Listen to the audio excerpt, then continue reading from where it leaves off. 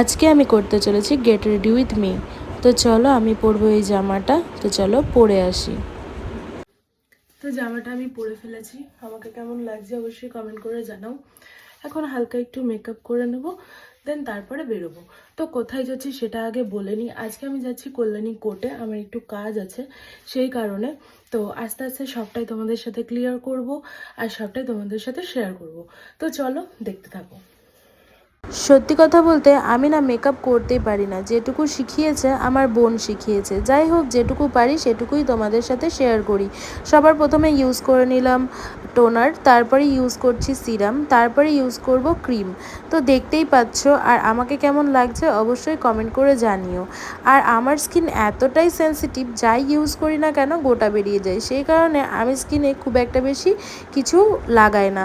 তো যাই হোক, আমাকে কেমন লাগছে অবশ্যই কমেন্ট করে জানিও, ভালো লাগলে একটা লাইক করে দিও। চুলটাকে ছেড়ে যাওয়া যাবে না, সেজন্য ছোট্ট একটা ক্লিপ দিয়ে চুলটাকে এখানে বেঁধে নেব।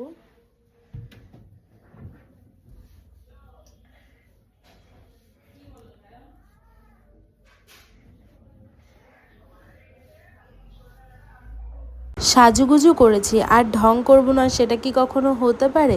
যাই হোক, আমাকে কেমন লাগছে অবশ্যই জানিও কিন্তু। তো এখনকার মতো টাটা।